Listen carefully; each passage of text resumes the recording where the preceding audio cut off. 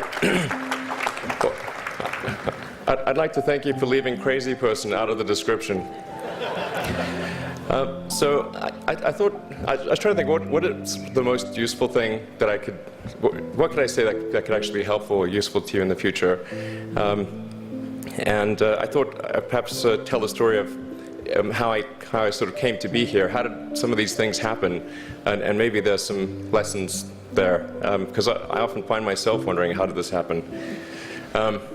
So when I was young, I didn't really know what I was going to do when I got older. People kept asking me, but then eventually I thought that the idea of inventing things would be really cool. And the reason I thought that was because I read a quote from Arthur C. Clarke, which said that a sufficiently advanced technology is indistinguishable from magic, and that's really true. If you go back, say 300 years, the things that we take for granted today would be you'd be burned at the stake for. Being able to fly, that's crazy. Being able to see over long distances, being able to communicate, having effectively with the internet a group mind of sorts, and having access to all the world's information instantly from almost anywhere on the earth. This is stuff that really would be magic, or would be considered magic in times past. In fact, I think it actually goes beyond that, because there are many things that we take for granted today that weren't even imagined in times past. They weren't even in the realm of magic. So it actually goes beyond that.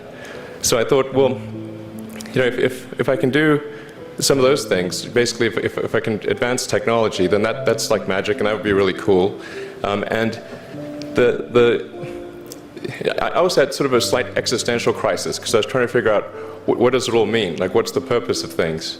And I came to the conclusion that if we can advance the knowledge of the world, if we can do things that expand the scope and scale of consciousness, then we're better able to ask the right questions and become more enlightened, and that's really the only way forward. So I studied physics and business, because I figured in order to do a lot of these things, you need to know how the universe works, and you need to know how the economy works. And you also need to be able to bring a lot of people together to work with you to create something, because it's very difficult to do something as an individual if it's a significant technology.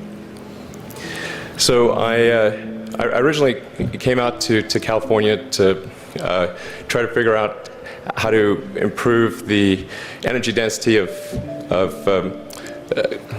electric vehicles, basically to try to figure out if there was an advanced capacitor that could serve as an alternative to batteries. And that was in '95, and that's also when the internet started to happen. And I thought, well, I can either pursue this technology where success may not be one of the possible outcomes, which is always tricky, or participate in the internet and be part of it. So I decided to drop out. Now, obviously, fortunately, we're past graduation, so I can't be accused of recommending that to you. So did some internet stuff. Did a few things here and there. One of which was PayPal. And I think maybe it's helpful to say one of the things that was important then in the creation of PayPal was kind of how it started, because initially the initial thought was with PayPal was to create an agglomeration of financial services, so to have one place where all of your financial services needs would be seamlessly integrated and work smoothly. And then we had like a little feature which was to do email payments. And whenever we'd show the system off to someone, we'd show the hard part, which was the agglomeration of financial services, which was quite difficult to put together. Nobody was interested. Then we'd show people email payments, which was actually quite easy, and everybody was interested. So this is, I think it's important to take feedback from your environment. you want to be as closed loop as possible. So we focused on email payments and really try to make that work, and that's what really got things to take off. But if we hadn't responded to what people said, then we probably would not have been successful. So it's important to look for things like that and focus on them when you see them, and you correct your prior assumptions. And then let's get some more. Going from PayPal, I thought, well, what are some of the other problems that are likely to most affect the future of humanity? It really wasn't from the perspective of what's the rank-ordered best way to make money, which is okay, but it was really what I think is going to most affect the future of humanity. So I think the biggest terrestrial problem we've got is sustainable energy, but the production and consumption of energy in a sustainable manner. If we don't solve that this century, we're in deep trouble. And then the other one being the extension of life beyond Earth to make life multiplanetary. So that's the basis for. The latter is the basis for SpaceX, and the former is the basis for Tesla and Solar City.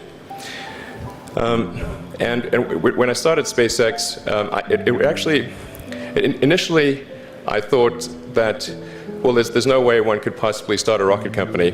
I wasn't that crazy. But then I thought, well, what is a way to increase NASA's budget? That was actually my initial goal. So I thought, well, if we can do a low-cost mission to Mars, something called Mars Oasis, which would land seeds with seeds and dehydrated nutrient gel, and you hydrate them upon landing, and then you'd have this great sort of money shot of green plants on a red background, and the public tends to respond to precedents and superlatives. And this would be the first life on Mars, the furthest that life's ever traveled, as far as we know. And I thought, well, that would get people really excited, and therefore increase NASA's budget. So obviously, the financial outcome from such a mission would probably be zero. So anything better than that was on the upside. So I actually went to Russia 3 times to look at buying a refurbished ICBM. Because that was the best deal. And I can tell you it was very weird going there in late 2001, 2002, going to the Russian rocket forces and saying, I'd like to buy 2 of your biggest rockets, but you can keep the nuke. That's a lot more. And that was 10 years ago, I guess, so they thought I was crazy, but I did have money, so that was okay. And after making several trips to Russia, I came to the conclusion that actually my initial impression was wrong about. Because my initial thought was, well, that there's not enough will to explore and expand beyond Earth and have a Mars base and that kind of thing. But I came to the conclusion that was wrong. In fact, there's plenty of will, particularly in the United States, because the United States is a nation of explorers, of people who came here from other parts of the world. I think the United States is really a distillation of the spirit of human exploration. So. But if people think it's impossible, then, or it's going to completely break the federal budget, then they're not going to do it. So after my 3rd trip, I said, okay, well, what we really need to do here is try to solve the space transport problem, and started SpaceX. This was against the advice of pretty much everyone I talked to. One friend made me sit down and watch a bunch of videos of rockets blowing up. Let me tell you, he wasn't far wrong.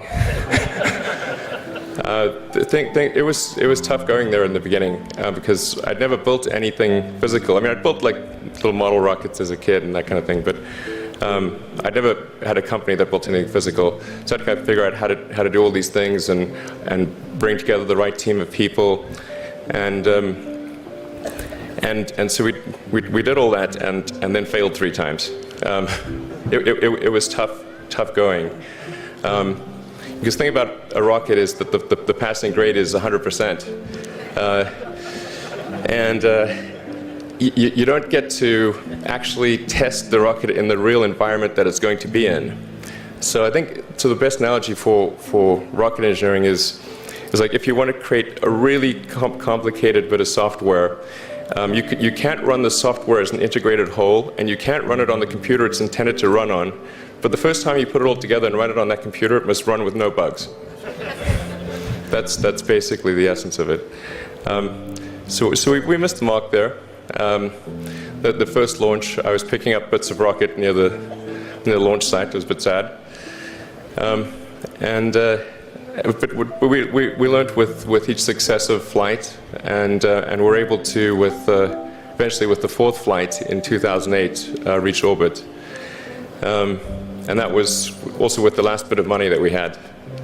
So thank goodness that happened. I think the saying is 4th time's the charm. So we got the Falcon 1 to orbit, and then began to scale that up to the Falcon 9, which is about an order of magnitude more thrust. It's around 1 million pounds of thrust.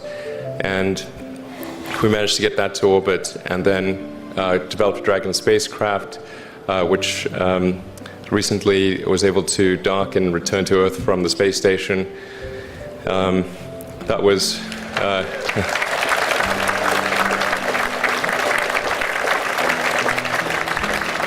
thanks. That was a white-knuckled event. Yeah, it's a huge relief. Still can't quite believe it actually happened. But there's a lot more that must happen beyond this in order for humanity to become a spacefaring civilization, ultimately a multi-planet species. And that's something I think it's vitally important, and I hope that some of you will participate in that, either at SpaceX or at other companies, because it's just really one of the most important things for the preservation and extension of consciousness. I mean, it's worth noting, as I'm sure people are aware, the Earth has been around for 4 billion years, and civilization, at least in terms of having writing, has been around for 10,000 years, and that's being generous. It's really somewhat of a tenuous existence that civilization and consciousness, as we know it, has been on Earth. And I think I'm actually fairly optimistic about the future of Earth. So I don't want to sort of people to have the wrong impression that I think we're all about to die. I think things will most likely be okay for a long time on Earth, but not for sure, but most likely. But even if it's sort of 99% likely, a 1% chance is still worth spending a fair bit of effort to ensure that we've backed up the biosphere, planetary redundancy, if you will. And so I think it's really quite important. And in order to do that, there's a breakthrough that needs to occur, which is to create a rapidly and completely reusable transport system to Mars, which is one of those things that's right on the borderline of impossible. But that's sort of the thing that we're going to try to achieve there with SpaceX. And then on the Tesla front, the goal with Tesla was really to try to show that what electric cars can do, because people had the wrong impression. We had to change people's perception of an electric vehicle, because they used to think of it as something that was slow and ugly and had low range, kind of like a golf cart. So that's why we created the Tesla Roadster, to show that you can be fast, attractive, and long range. And it's amazing how, even though you can show that something works on paper, and the calculations are very clear, until you actually have the physical object and they can drive it, it doesn't really sink in for people. And so that I think is something worth noting. If you're going to create a company, the first thing you should try to do is create a working prototype. Everything looks great on PowerPoint. you can make anything work on PowerPoint. But if you have an actual demonstration article, even if it's in primitive form, that's much more effective for convincing people. So we made the Tesla Roadster, and now we're coming out soon with the Model S, which is a four-door sedan. Because after we made the Tesla Roadster, people said, oh, sure, we always knew you could make a car like that. It's an expensive car, and it's low volume, and it's small, and all that, but you couldn't make a real car. Like, okay, fine, we've got to make that too. So that's coming out soon. Yeah, so that's the, I think where things are, and hopefully there are some lessons to be drawn there. But I think the overarching point I want to make is that you guys are the magicians of the 21st century. Don't let anything hold you back. Imagination is the limit, and go out there and create some magic. Thank you.